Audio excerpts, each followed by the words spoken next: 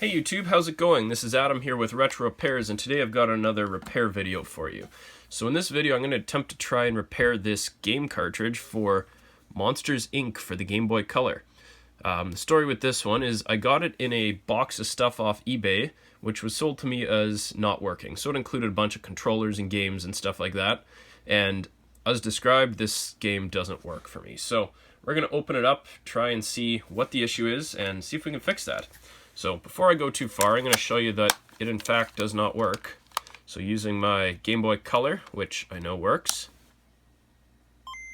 we get the startup logo, and that's about all she'll do. No combination of button pushing or anything like that seems to make a difference. Just to give you an idea that this actually does work, we have Pokemon Yellow in here, which I know works. I repaired this in a previous game. Or video, sorry, not game. And we're booting right into the game.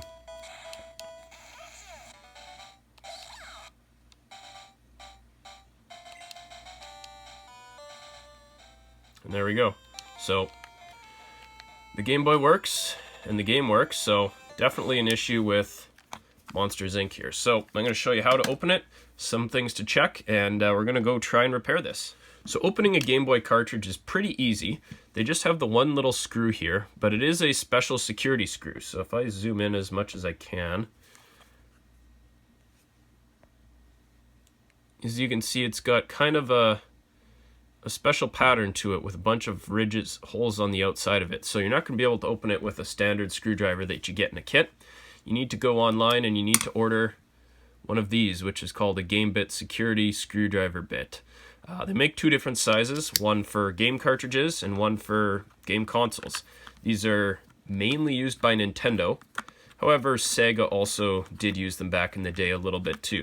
Not exclusively though. Nintendo used these on almost all Game Boy games, Super Nintendo games, N64 games, and original NES games. So, with the screw out, the screw's actually a little bit stripped, so I think someone tried screwing around with this, pun of course intended. There we go. So we'll get that screw out and just set it aside. And now, I'll zoom out a bit for you. To open it's pretty simple. All you do, you slide the front down and the front cover will lift right off. And that's what we've got. So this is a pretty basic board when you look at it.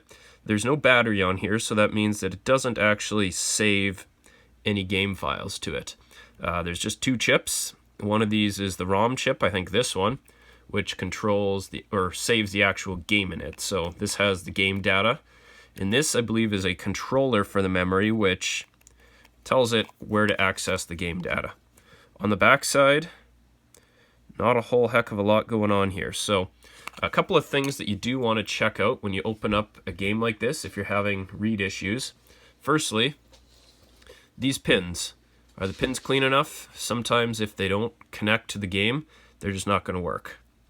Secondly, you want to check all the traces here to make sure that something's not damaged. Sometimes, and you notice it kind of a little bit here, but I don't think it's that bad, you get some wear along here which causes issues with reading what the data that's on these pins. Thirdly, you're going to check these chips, and you want to make sure that it looks like the solder connections are good. It's not super uncommon where you'll get what's called a cold solder joint or a broken solder joint, where essentially it's just not connecting to the pad. And there are ways to go through and essentially reflow the solder on these to make sure that there is a solid connection. First thing I'm going to do is attempt to clean these pins. Now there are a few ways to do it. In every single video I do where I clean the pins, I always start with the most effective solution, which I find is just a Q-tip and rubbing alcohol. However, inevitably, every single video someone always comments, why don't you use a pencil eraser? So here I have a pencil eraser, and all you do, scrub up and down on these pins, and as you can see, it really helps take some of the tarnish off these plated pins. So this does a pretty good job, I must say. So we'll go up and down, and let's see if this is all it really needs.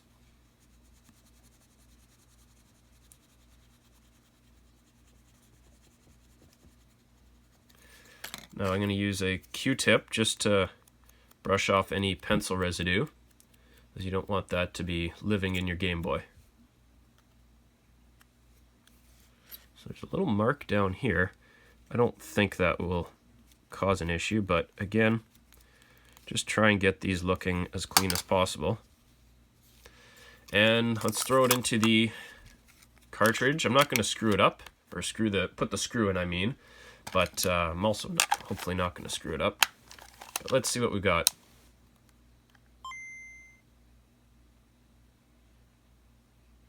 Still nothing. So, unfortunately, the magical pencil eraser was not the solution today. So one thing I am going to do quickly is give them a clean rather than just a scrub. So cleaning it, I use isopropyl alcohol and a Q-tip. And again, it really just helps to make sure that these pins are very clean. I don't think this is going to make a difference after doing the Q-tips. As you can see, they're actually already very clean, but we'll scrub them. And then what I like to do sometimes, if reading the pins is potentially an issue, is you leave them wet. Just going to put some more alcohol in there. You leave them wet and insert it into the Game Boy a couple of times while wet. What that will do is helps to transfer some of the alcohol to the other pins inside the Game Boy and make sure that there's just no buildup of grime and gunk and stuff in there. So we'll leave it to dry for a few seconds. You don't really need that long. As you can see, these are already dry. So let's put the game in, see if we got anything. I'm not expecting much different. Nothing. So, time for step 2. So the next thing I'm going to do here is test to make sure that the connection from the plated contacts down here is making its way onto the board. As you can see, right above these contacts, there are little holes, and there's no traces running up into the board from the front side. You have to flip it over, and you see that these holes are now connected to the chips and everything else. So these holes are called vias. And what a via does is essentially it's plated throughout the entire board, and it will transfer the signal from the pins to the back side of the board. So there's a way to test these, and all you do is using your multimeter, put one contact in one of the pins or one side of the via, and just run your contact along the plate on the other side. If I get a beep, that means that there's full continuity, no issues. So I'm going to check each of these. And I just want to make sure that there's no issues with a via perhaps not being connected through the board. It's not common that that will be the case, but it's a really easy thing to check, and it's something that could happen from perhaps flexing the board, or if there ever got water in here and there's some corrosion in it, it could lose its contacts. So I'm going to keep doing this for the entire board, and we'll be back in a moment. So I'm down to the last few, and so far there haven't been any issues. So the board looks good. The one thing I did want to check was along these traces right here in the corner. I imagine they're fine, but I noticed what looked like some rubbing, so I want to make sure that none of these traces are damaged at all. Oops, I lost my... There we go. And again, something that's very easy to check. Only takes a couple of seconds, but why wouldn't you want to check it before pulling your hair out trying to fix something that's not there? Okay, those look fine. The rest of the board, they all actually look pretty good. I don't see anything. You're trying to get some good reflection off the light, really get some contrast, and I don't see any questionable traces on here. Everything actually looks really good. Flipping it over, again, looking through all the traces here, everything looks pretty good.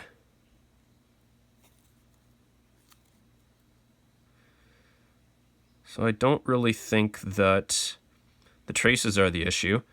The next step, I think, for us here is going to be reflowing the chip. So I'm going to start with this one and then move on to this one here. Now there are some traces that run under the chip. It's possible that they're corroded, however, not really that likely. Most of them connect these vias down the side here to the actual pins on the chip, so it'd be fairly easy to test simply by putting one contact there and touching a pin, and you go down the whole chip that way. So I'm not going to do that on camera, but I'm going to test those and make sure that there's no issues with the traces under this chip. Okay, so I've checked it out, and all of these traces actually look really good, so I don't think that that's an issue for me. So now what we're going to do is actually reflow these chips with my soldering iron. So first thing you do, you grab your soldering iron, and you want to tin the tip. So what that means essentially is to put a little bit of solder on the tip of it. So all you do, you grab your soldering iron, touch the tip of it, and all that does, it puts some solder on the tip itself so that there's good thermal transfer. You don't want to have a dry, or not a dry, but an oxidized tip. So you use your sponge, clean it up a bit, make sure that there's solder on there, and it will help to ensure that the heat from the iron quickly moves onto the chip itself. So now, this goes a lot better when you have some flux. I bought a flux pen, it's a lot easier to use, and you just add flux to each pin of the chip. You don't worry about getting too much or anything on there, but flux it up. And the flux helps to clean the contacts, also helps to make sure that the solder flows. And now, reflowing, it's really quite simple. Just touching the tip to it for a moment helps to make sure that the solder is flowing the way it should be.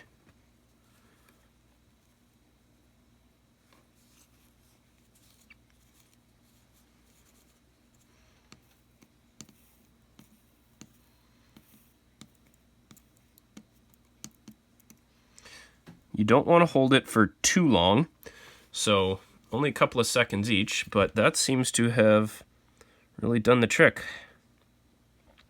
So I think you give it a quick visual inspection, but those contacts look pretty good. So we're going to do the same thing now to that square chip.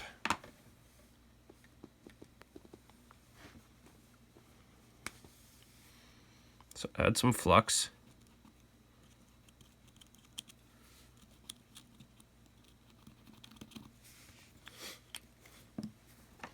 And you gently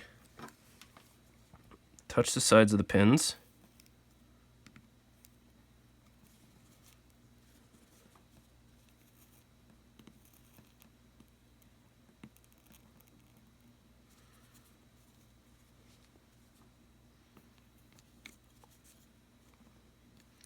So there are a number of different tips that you can use for these.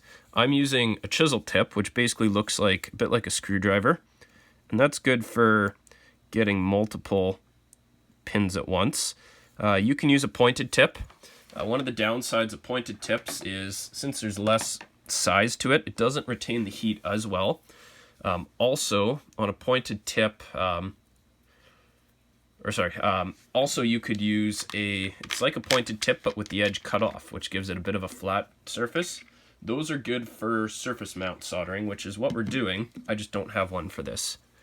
Okay, so once we're done here, using Q-tip with some alcohol, clean off all the remaining flux that might have gotten on the board. Flux is corrosive, so if you leave it sitting in place for a long time, it can actually form some corrosion on it and cause issues down the road. So we want to make sure that that's not happening here. So you can really put lots of alcohol on this if you want, just to give it a good clean. And then we're going to let that dry and we'll try it out.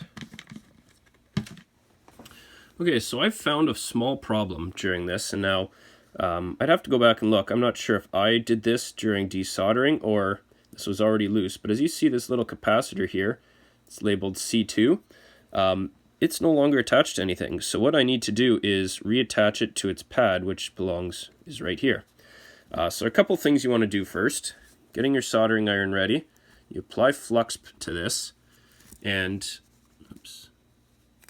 apply your flux, and then what I want to do really is just heat up these pads. I want to reflow the solder to them. Perfect. We're going to apply a little more flux. So the purpose of reflowing the solder on those pads is just to make sure that everything is smooth and in place. And now what I'm going to do is, using my fine point tweezers, move this capacitor into place. So you want to be very careful here. And then this is going to be the tricky part. So holding it in place with my tweezers, I'm going to slowly, or very delicately, reflow this end.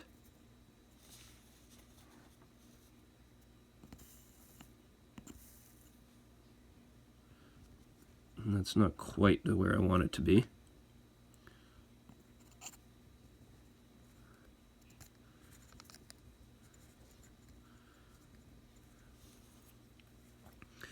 So this is easier if you have a magnifying glass, which I really don't.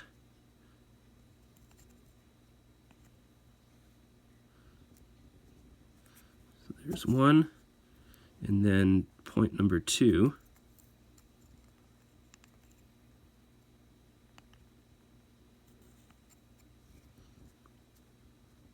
So that should be in there good. Let's try and get a bit of a close-up and see if we can see a solid connection there. So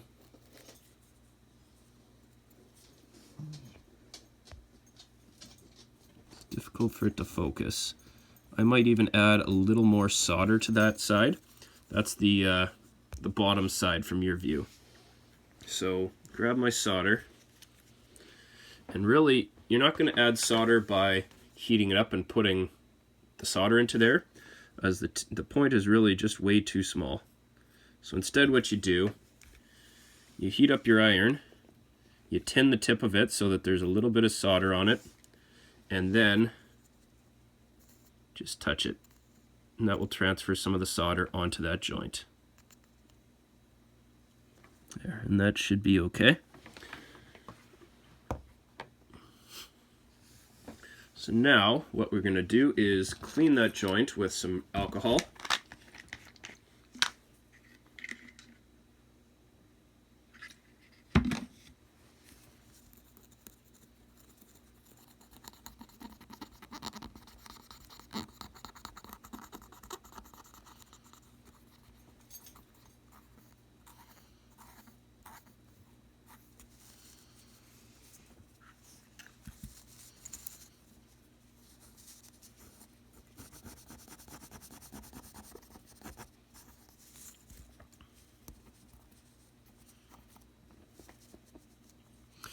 And then we're going to test it for continuity. So the way I do that is using my multimeter. Find another point on the board somewhere down the line. So what we're going to do is actually, from this point on the capacitor, it travels along this and into this leg of the chip. So if I were to touch this point, this via on the board, and that leg, I get a beep. Via and this side of the capacitor, I get a beep. Same deal with the other side. So one via, that leg of the capacitor, I get a beep. Touching both sides, I don't get continuity, and that's because this is a capacitor. It's designed to maintain a charge in it. It's not designed to make a link in a circuit or provide continuity. So there is some resistance to it, and that's working as intended as far as I can tell. So we've done some repairs to the board. Just do a visual inspection to make sure that nothing else looks off. I've gone back and verified there was never a capacitor here at C4, so I'm not worried about that having come off. We're just going to do a visual inspection of all of these pins, and what we're looking for is what's called solder bridging. Solder bridging is where there's a glob of solder that contacts more than one of these pins, and if that happens, you get voltage going from the wrong part of the from one pin to the wrong part of another pin, and we really want to avoid that. But that looks okay.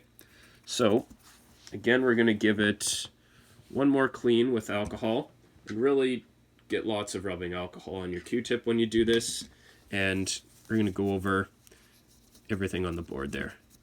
It's okay to get it quite wet with this, as it evaporates nicely. It helps to clean up extra flux that's on the board. You can get it underneath the chips to help break down some of the flux underneath the pins. There we go. So time to put that back in the board and see if we've got a working game. Okay, so we put the board back into the cartridge. We'll close that up, put it into the system, and let's see what we've got. Put the volume to max.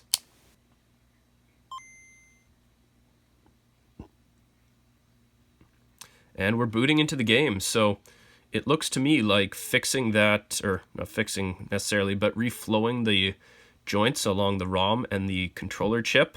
Excuse me, I don't actually know what that chip's called, the little square one. But I reflowed it all, and looks like it solved the issue.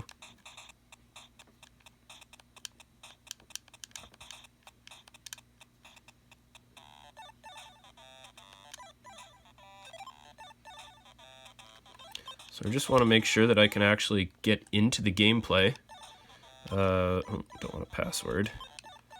New game. So this game uses a password system, as it doesn't have a battery, so it can't actually save any information. And there we go, we are playing. I'm not exactly sure what the point of it is, but I'm guessing you have to go and scare kids. But looks like it's working. So in this video, we were successful in repairing that game that wasn't working. So hopefully this will work for one of you. If you've got a game that isn't working, try and look at the things that I went over in this video, and hopefully you also will be able to save your game rather than throwing it out.